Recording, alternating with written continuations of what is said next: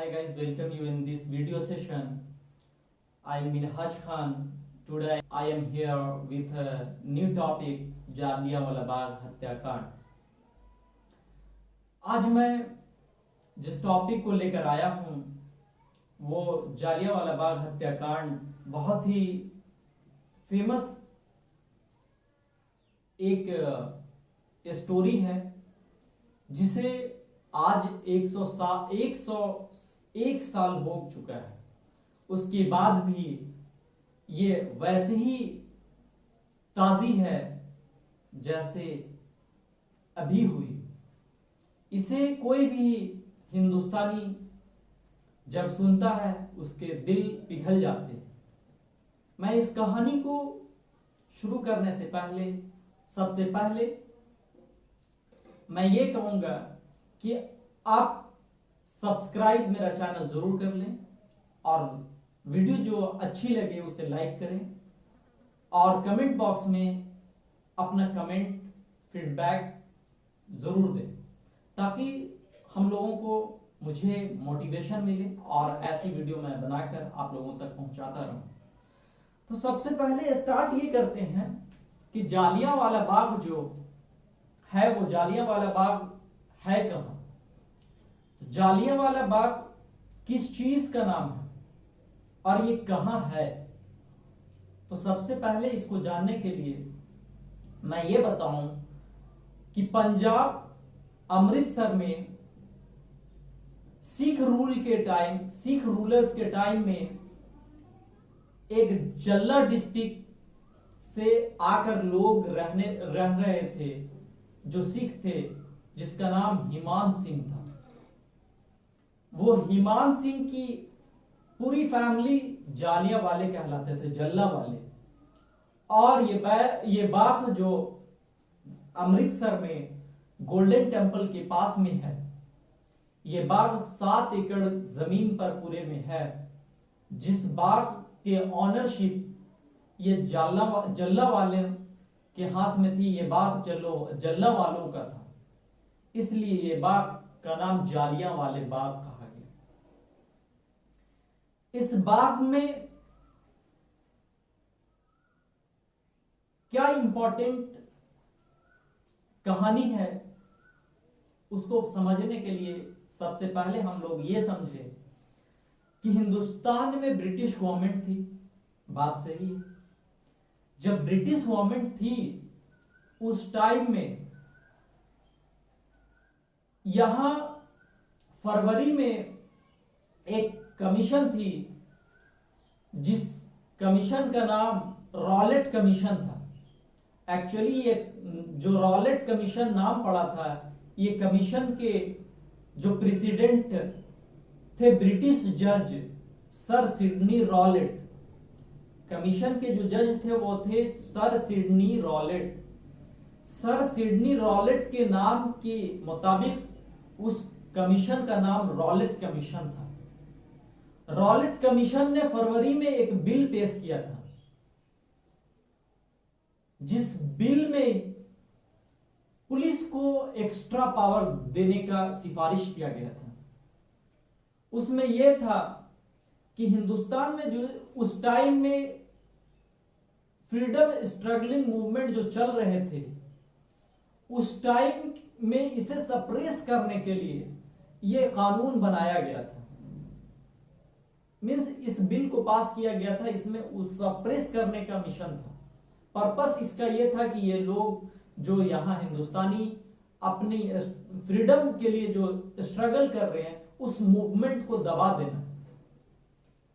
इसमें पेश ये किया गया था, इसमें कानून ये था, प्रोविजन ये था कि कोई भी हिंदुस्तानी को, किसी को भी वो टेररिज्म के शक की बुनियाद पर उसे वहां वो जो उस टाइम में पुलिस थी वो अरेस्ट कर सकती थी।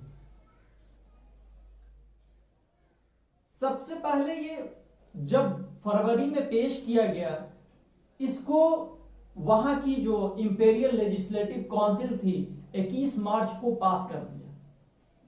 और जब ये पास कर दिया गया रॉलेट कमीशन की बिल को, तो ये कानून anarchical and revolutionary crimes act 1919 के नाम से जाना गया।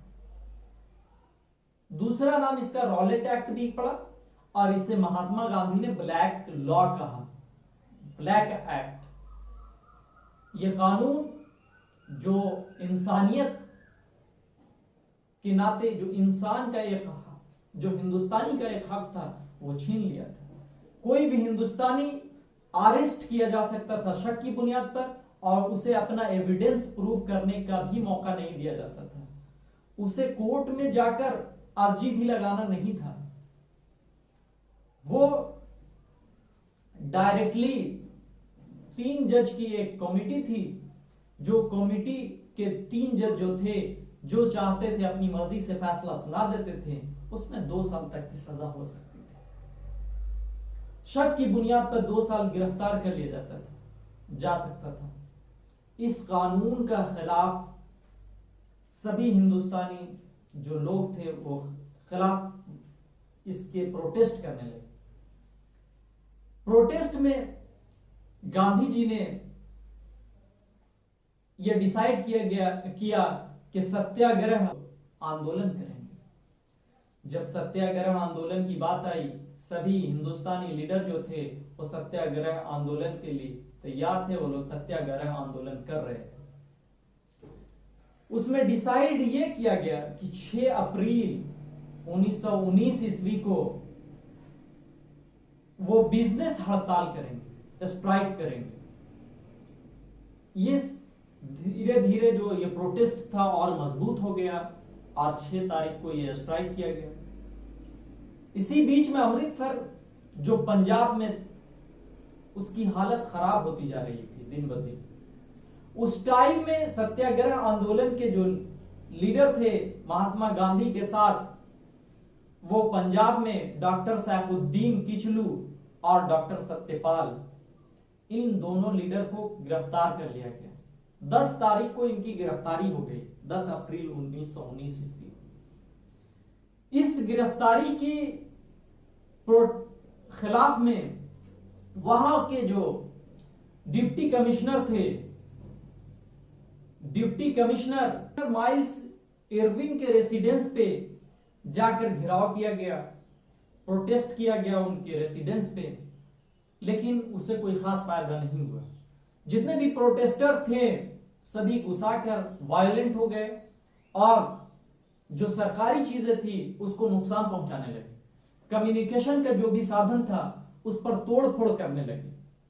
जब इससे तोड़फोड़ करने लगे तब वहां की हालत और खराब हो चुकी। यह हालत जब खराब हो गई, 11 तारीख वहां का माहौल ऐसा खराब हो गया था कि वहां की एक मार्सेला शेरवुड, एक इंग्लिश मिशनरी थी जो एक स्कूल चलाती थी, वो अपने 600 हिंदुस्तानी पीपल्स को छुट्टी दे दिया और उसे घर पहुंचाने लगी।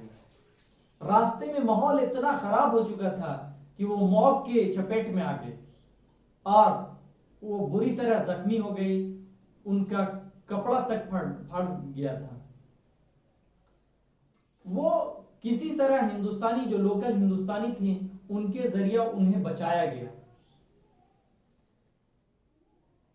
ये 11 तारीख के बाद फिर यानी गिरफ्तारी के 3 दिन बाद 13 तारीख को यहां मार्शल लॉ इंफोर्स कर दिया गया। मार्शल लॉ में यह था कि कोई भी इंसान 2 आदमी से ज्यादा का ग्रुप नहीं बनाकर रह सकता है। कर्फ्यू जैसा माहौल कर्फ्यू था और वो मार्शल लॉ के तहत 2 आदमी से ज्यादा नहीं एक जगह हो सकते थे। कोई भी मीटिंग सभी बैन थी वहां पास। और उसी 13 तारीख संडे का दिन 13 अप्रैल 1919 ईस्वी एक पंजाब का बहुत ही फेमस फेस्टिवल बैसाखी का दिन था। आसपास के जितने भी गांव के लोग थे सभी को पूरी तरह इंफॉर्मेशन इसकी नहीं थी। सभी लोग गोल्डन टेम्पल में आकर जमा हो रहे थे। वहां विलेज, आसपास के विलेज से जितने लोग थे आकर इकट्ठा हुए थे।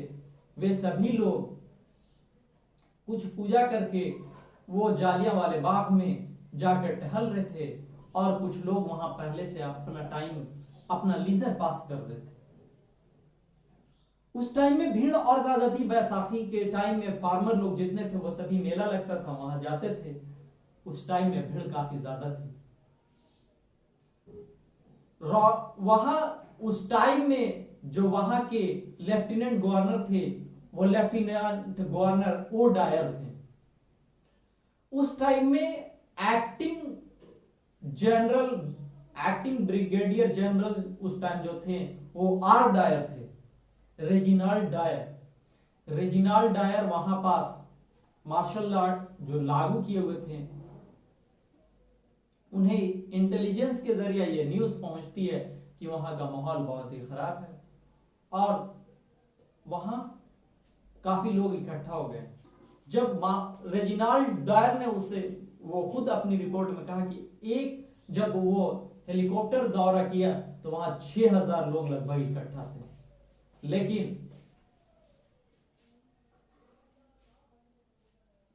वो जो है वहां लगभग 13 अप्रैल 6:30 बजे शाम में वहां पास अपने 90 सोल्जर्स को लेकर पहुंच जाते हैं, जिसमें 54th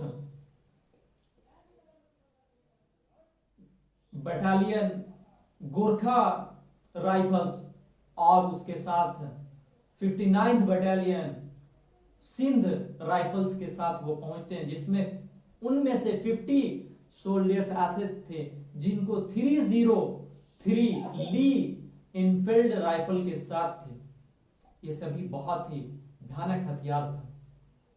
वो लोग डायरेक्ट जाते हैं अमृतसर जालियांवाला बाग। चारों तरफ से 10 फीट ऊंची दीवार से घिरा हुआ एक बाग था, जिसमें 4 से 5 फीट एक गली का पासिंग था। ये सभी जो सोल्जर्स जाते हैं एक तरफा और वो पूरी गली को कवर कर लेते हैं। जब वो गली को पूरी तरह कवर कर लेते हैं तो उस टाइम में वहां हड़गम मच जाती है और ये वहां जितने भी लोग होते हैं अनआर्म्ड सिविलियन होते हैं। उन निहत्थे जो बिना हथियार के वहां लोग होते हैं उन पे ये जनरल आर डायर ऑर्डर देते हैं फायरिंग का, और फायर डायरेक्ट उन लोगों पे होती है। जबकि कहीं भी किसी भी भीड़ को डिस्पर्स कराने के लिए सबसे पहले अनाउंसमेंट होता है। अनाउंसमेंट के बाद एयर फायरिंग होती है, आसमानी फायर, उसके बाद जमीनी फायर होता है, उसके बाद डायरेक्ट एक्ट किया जाता है। वहां ये पहुंचकर अपने सोल्जर से डायरेक्ट गोली चलवाते हैं उन निहत्थी भीड़ पर। वो निहत्थी भीड़ में हड़कंप मच जाता है और सभी लोग जो है भाग अफरा तफरी में आ जाते हैं। और वहां पास कहा यह जाता है कि बहुत सारे लोग जान बचाने के लिए वहां एक कुआं था जिसमें कूद जाते हैं। बाद में उस कुएं से 120 लाशें, 120 डेड बॉडी निकाली जाती है। उस हत्याकांड का रिपोर्ट तैयार करने के लिए, इन्वेस्टिगेशन के लिए 3-4 महीने बाद जब हर जगह इसकी निंदा होने लगती है, पूरी दुनिया में इसकी निंदा होने लगती है, तब ब्रिटिश गवर्नमेंट एक कमीशन का फॉर्म करती है। विलियम लॉर्ड हंटर उस टाइम वहां जो कमीशन के हेड चेयरमैन बनाए जाते हैं और उसके साथ कुछ हिंदुस्तानी लोग होते हैं। जब हिंदुस्तानी लोग होते हैं, ये रिपोर्ट तैयार होता है, उनको जब पेश किया जाता है तो आर डायर के मुताबिक वो जो है ये बताते हैं कि आर डायर मीन्स बिना किसी खेद के, बिना किसी पश्चाताप के, और डायरेक्ट ये बोलते हैं कि हाँ ये काम हमने करवाया था। और उसके बाद कमीशन जो वो थी वो ये तय करती है। बहुत सारे लोग उसमें ये बोलते हैं, उस कमीशन के मेंबर जो थे, जो हंटर कमीशन के, वो ये कहते हैं कि इस ट्राइब में कोई भी होता तो यही कहता। यहां तक कि रुडयार्ड किपलिंग जो जंगल बुक हिंदुस्तान में रहकर लिखे हैं, जंगल बुक हिंदुस्तान में सबसे ज्यादा रिवेन्यू कमाती है, उसके वो जो राइटर हैं वो भी यही कहते हैं कि वहां पास उन्होंने बस रेजिनाल्ड डायर ने यानी आर डायर ने सिर्फ अपनी ड्यूटी पूरी की, जो कि कंप्लीटली गलत था। इसमें हंटर कमीशन के मुताबिक 350 लोग मारे जाते हैं और आर डायर के मुताबिक 1650 राउंड गोली चलाई जाती है। वहां की पूरी दीवार में लगभग वहां की 36 जो बुलेट निशान है वहां की दीवारों पर, जो आज भी देखी जा सकती है। ये खतरनाक मंजर वहां का, जिसको आज इमेजिन करके सभी के दिलों को हिला देता है। आज ये कंप्लीटली 101 साल हो चुके हैं, उसके बाद भी हर किसी को ये जो है पूरी तरह हिला कर रख देता जब ये कहानी सुनता है इंसान कोई भी हिंदुस्तानी। इस तरह की घटना को सुनकर 22 मई को जब रविंद्रनाथ टैगोर इस कहानी को सुनते हैं कलकत्ता में, तो वो प्रोटेस्ट के लिए तैयारी करते हैं और ब्रिटिश के द्वारा उन्हें नाइटहुड की उपाधि दी गई थी, उसे वो वापस कर देते हैं। महात्मा गांधी कैसर हिंद का जो खिताब था उसे वापस करने के लिए वापस कर देते हैं और पूरी तरह सभी लोग इसकी निंदा में रहते हैं। और ये एक ऐसी कहानी है जो बहुत ही दिल को चुभा देने वाली कहानी है। ये आर डायर की करतूत थी। बाद में आर डायर को इसके बदला में कुछ भी नहीं होता है, सिर्फ इतना होता है उसे हाफ सैलरी पे टर्मिनेट किया जाता है और आर डायर को पूरी फुल पेंशन दी जाती है और आर डायर के साथ इसके लिए कोई भी सजा का प्रावधान नहीं किया जाता, जो ये एक निंदनीय बात है। ये कहानी जो हिंदुस्तानी आर डायर उस लेडीज के इतनी सारे करोड़ पर गोली चलवाकर उन्हें कोई भी इफेक्ट नहीं आता है और मार्सेला शेयरवुड जो रियली गलत हुआ उनके साथ, लेकिन मार्सेला शेयरवुड के साथ जो हुआ उसके बारे में वो ये कहते हैं, इतनी बड़ी बात कहते हैं कि a Britain women is more sacred as a Hindu god, यानी जो ब्रिटेन की एक वोमेन है वो हिंदू जो देवी देवताओं से ज्यादा पवित्र है। ये एक बात निंदनीय है। तो ये कोई अच्छी चीज नहीं थी, बुरे का अंजाम बुरा होता है। उस टाइम के जो लेफ्टिनेंट ओ डायर थे उनको उधम सिंह लास्ट में 22 साल 21 साल के बाद बदला लेने के लिए मार देते हैं। और ये कहा जालियांवाला बाग हत्याकांड की ये पूरी रिपोर्ट है। मैं उम्मीद करता हूं कि ये इस हत्याकांड कहानी ये काफी अच्छी लगी होगी आपको।